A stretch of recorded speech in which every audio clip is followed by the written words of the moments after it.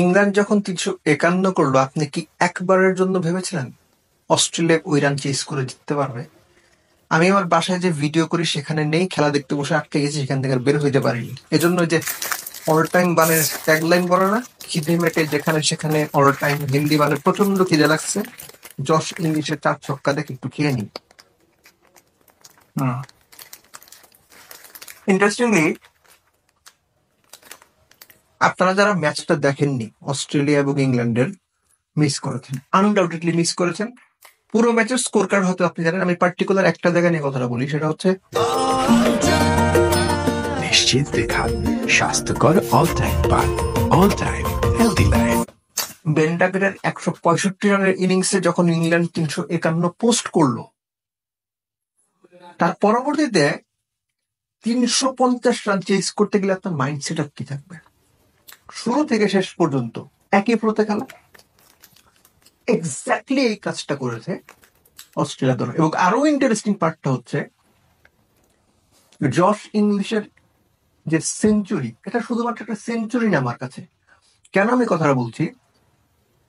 যখন আপনার দলের সেরা 3 ব্যাটসম্যান আউট, যখন আপনার বোর্ডে মোটে 136 রান করতে হবে 352, ওই সময়ে সেঞ্চুরি করা পৃথিবীর সবচেয়ে কঠিন কাজগুলোর এক।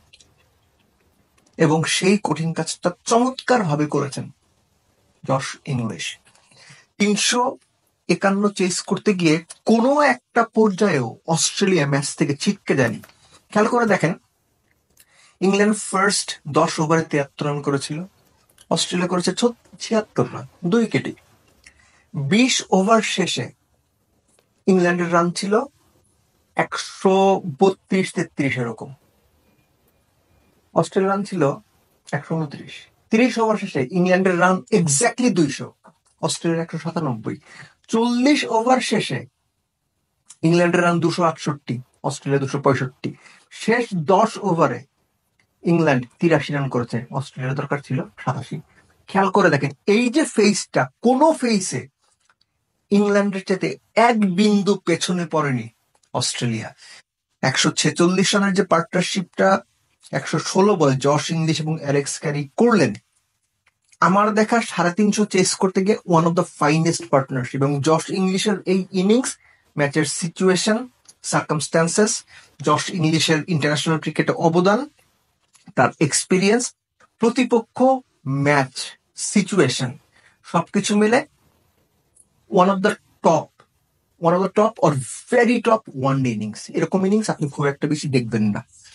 যাই হোক, 351 চেস করে জেতা, এটা ইন্টারন্যাশনাল ক্রিকেটের ট্রেন্ড না হলেও এই ঘটনা ঘটে। কিন্তু আইসিসি ইভেন্টে ফার্স্ট ম্যাচে এরকম একটা পরিস্থিতিতে ম্যাচ আপনি 351 চেস করে জিতে যাবেন, এটা আপনি সচরাচর দেখবেন না। এই জন্য বলছিলাম, যারা এই ম্যাচটা মিস করেছেন, যে দর্শকরা, তারা অনেক বড় মিস করেছেন। সুযোগ পেলে হাইলাইটসটা অবশ্যই দেখে নেবেন। Credit goes to Australia, the mighty Aussies. Big credit goes to Josh Inglis, এবং hard luck for Ben Duckett. বেচারা, আপনি 165 করে দলকে 350 পর্যন্ত নিয়ে গিয়ে হারা দলে নাম থাকবে, এটা মেনে নেওয়া না সিরিয়াসলি অনেক কষ্টের। বাট অ্যাপার্ট ফ্রম এভরিথিং, আপনি যদি অস্ট্রেলিয়া, ইংল্যান্ড 2 দলের কোনোটারই সাপোর্টার না হন, this is one of very few matches যেটা দেখে আপনি ক্রিকেট ভক্ত হিসেবে আনন্দ পাবেন, শান্তি পাবেন, এবং চিন্তা করবেন একটা পর্যায়ে গিয়ে, জশ ইংলিশ, অ্যালেক্স ক্যারিরা 3-4-5 বছরের ক্যারিয়ারে ইন্টারন্যাশনাল লেভেলের কি সিচুয়েশনে কি ম্যাচ খেলে, আর আমাদের ওই সিচুয়েশনের প্লেয়াররা 18-15 বছর ইন্টারন্যাশনাল ক্রিকেট খেলে কি সার্ভিস দেয়।